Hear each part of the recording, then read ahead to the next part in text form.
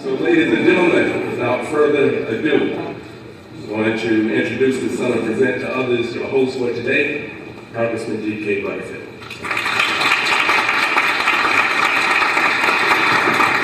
Thank you. First, let me begin by apologizing for being a few minutes late this morning. I've been driving from Wilson to Durham for 50 years. I did it as a teenager, I did it as a college student, as a law student, as a judge, and now as a congressman, and I thought I had it timed to the minute. But anytime you get road construction and traffic combined, you have a problem. Let me say good morning to all of you, and thank you very much for responding to our invitation. The response was absolutely overwhelming, and thank you very much for responding. I am not only the congressman for Durham County, but I represent 23 other counties in North Carolina. This congressional district previously did not include Durham. It was just 3 or 4 years ago that the legislature redrew the lines and allowed me to represent 60% of Durham County. It's my honor to be one of your representatives. I don't know why the legislature decided to put 4 congressmen in Durham County, but the fact of the matter is that David Price and I probably represent about 90% of Durham County together. But it's my honor to represent you. The district starts here in Durham, right where we are right now, and extends all the way over to Elizabeth City, North Carolina, down to Newbern and Goldsboro and Kinston and Wilson and Rocky Mount and Lewisburg and Spring Hope and all the way back over to Durham. And in between those points, you will find some 700,000 people. And I am that one individual who is elected each 2 years to go to Washington each week to try to advocate for the interests of my congressional district. And it's a challenge, to say the least, but I want to thank you for allowing me this great privilege. I am no stranger to Durham. Many of you have heard me speak before, and I love to tell the story that I learned to read and write and count in my home community, Wilson, but I got my education in Durham. This is where I came to college and law school, and it was North Carolina Central University that helped make me what I am. So every day of my life, I celebrate the great legacy of this historic city. We've looked forward to this event today. This is our 3rd opportunity to host an event like this, and each time it just seems to get better and better and better and better. And I guess one of the reasons for it is that typically the values and the interests that you have as citizens in this community and other communities, typically it has been the government that has stepped forward and provided resources and provided the infrastructure and the means by which we can support vulnerable communities. It has been the state government over the years and the federal government who have invested large sums of money in supporting our communities. But times have changed. The times have changed dramatically, and you know that. We have $17 trillion in debt at the federal level. We are spending more money each year than we are taking in, and therefore the deficit and consequently the debt are continuing to increase. And as we are increasing the debt, there are those on the far right wing of the spectrum who are saying that it is not the responsibility of the federal government, nor basically the federal government to provide resources to communities to build out their capacity. That is the role of state governments and city and county governments, and I vehemently disagree with them. But that is the new philosophy that has inundated Washington. That it is not the role of the federal government to intervene in state affairs and to provide a social safety net. And so, given that is the landscape now in Washington, it becomes even more important. It is even more imperative that folk like you, who have a deep and abiding interest in the community, that you step forward and create your nonprofits and enhance the nonprofits that you already have to try to make them the best that they can be. There is money in the private sector for community building. You will hear that today. There are I often say that the Fortune 500 companies in this country take in $12 trillion a year, and over $1 trillion of that money is considered profit. And many of these companies have foundations that they're willing to invest back into community projects. Their requirement is very stringent. They require quality proposals. They require competition. And so you've got to have the best proposal on the table. And so that's what this is all about today, to try to encourage you to keep doing what you're doing. Hopefully we can get you some of the technical assistance that you need in putting together proposals, and we can point you in the right direction. So having said all of that, now my staff has some prepared remarks for me. I may not read every word of it, but at least I'm going to get through it. It is heartening to know that so many of you elected officials and community leaders are here today. We are independently strong, but working together, we are a force to be reckoned with. And that's the point of today's grants workshop. We are here today to share the good work that we've been doing across the state, but we're also here to learn from one another. We are here to take what we've learned back to our communities to improve them for present and future generations. Washington is a different place than when I arrived 10 years ago. For starters, members of Congress can no longer earmark funds to support important local or regional projects. And you know that we've changed the whole earmark. Brother Tabor back there, he knows all about the elimination of earmarks.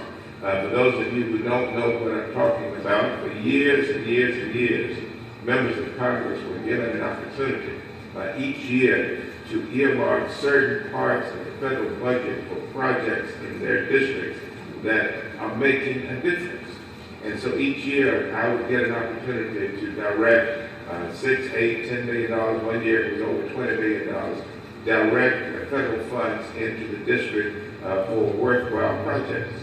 And I never earmarked a project over the years that I wouldn't want on the front page of the Herald Sun. I was proud, or the Rocky Mountain Telegram, or any of the other newspapers in the district.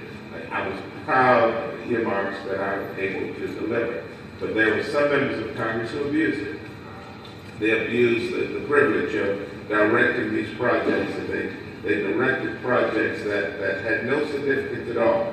The bridge to nowhere, that was one that was so famously talked about. That some senator built this multi-million-dollar bridge, and hardly any traffic went over the bridge. But it was abused, and because of that, public opinion of earmarks went down.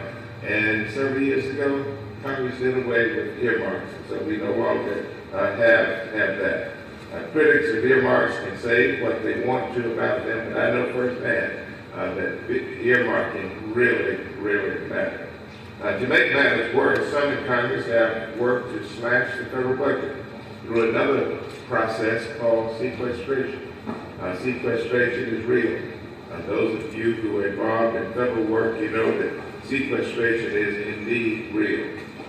Some of you may not have heard of the word sequestration until a few years ago, but it has now gripped us in Washington, and it's now controlling the way we do business and the way we appropriate funding. And let me just digress, the staff doesn't have it here, but let me just digress and tell you what sequestration really means. Our nation has a debt limit. I'm not sure I knew that before I came to Congress, but our nation has a debt limit. It's like a credit card limit. When you reach that limit, the president can no longer borrow any money in order to meet the obligations of the federal government, regardless of what it is, whether it's Social Security, Medicare, National Defense. When he hits the limit, and Secretary of the Treasury hits the limit, there can be no more borrowing at the federal level. And so every time we hit the limit, typically the president and the Treasury Secretary will come over and ask permission to raise the debt limit. And it's always given, even without thought. It is always automatically been granted to the president. And so back in 2011, when it was clear that we were going to reach the debt limit, federal officials came over and met with the Democratic leader and the Republican leader and said, in a few days we're going to reach the debt limit. We need to raise the limit by $2 trillion. We've got an emergency. We need to raise the debt limit by $2 trillion. Speaker Boehner and Speaker Pelosi both agreed to raising the debt limit, subject to the approval of the rest of us. And so when Pelosi brought the bill of raising the debt limit to $2 trillion back to the Democratic caucus, we agreed. When Mr. Boehner took the deal to the Republican caucus, they disagreed.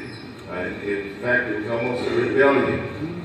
The Republican caucus told Mr. Boehner that it was the agenda of the Republican Party not to raise the debt, but to lower the debt, and that they would never go on record raising the debt anymore. And that's when we believe that was not a serious position that was being taken. And after they thought about it for a few days, and they would reconsider and agree to extending the debt limit. Well, time went on, and that did not happen. And at the last minute, the government came that close to shutting down. And finally, the Democratic and Republican leaders went in a room and tried to work out their differences. And sequestration was a result of that compromise. It was a compromise. The compromise was that President Obama, you want a $2 trillion increase in the debt limit? We're giving it to you. Here it is. We're going to give it to you, sir, on a silver platter. Here's the increase in your debt limit that you want. But here's the price that you got to pay for it. Price number one, you've got to cut non-defense discretionary spending over the next 10 years by $1 trillion. You divide 10 years into $1 trillion, that's $100 billion a year. President Obama said, well, we spend $600 billion in discretionary spending. You want me to cut 100 out of that and make it 500? Yes. You want to raise the debt limit, don't you? So that's the price you're going to have to pay. You've got to reduce discretionary spending over 10 years by $1 trillion. The president said, okay, if that's the price I've got to pay, in order to keep the government running, I'm willing to make that concession. They said, Part B, you're not through yet.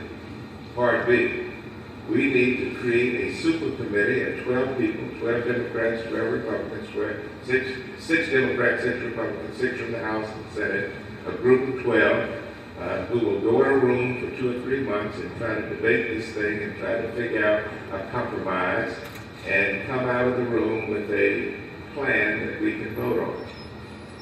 Okay, that's a good idea. And some bright soul in the room raised his hand and said, well, what happens if there's a tie? If there's a 6-6 tie vote among this committee? What happens then?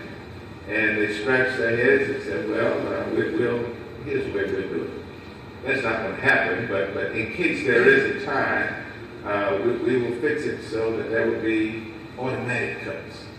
We would call it sequestration. There would be automatic cuts of $1.2 trillion across the board, even from the military, even from Homeland Security, even from programs that we care about in communities like Durham, Section 8 vouchers and affordable housing and community development block grants and all of the other good things that we do. If we don't reach an agreement, then we would just have some automatic cuts. Everybody will be hurt. And no one believed that would ever happen. It happened. The vote was 6-6 on the committee. They deadlocked on January 1st of 2013. Automatic cuts came into existence.